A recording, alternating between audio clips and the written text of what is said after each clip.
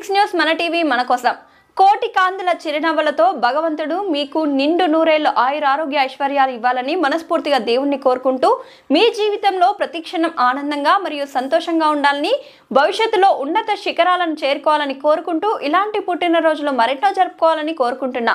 గుండాల మండలం మాజీ vice MPP Maheshwaram Mahender Reddy గారికి జన్మదిన శుభాకాంక్షలు. పిడికిలి ఎత్తిండురా పోరు జెండాలు ఉరకలేయా, సింహగర్జన చేసిండురా ఆత్మ గౌరవదారులయ్యా.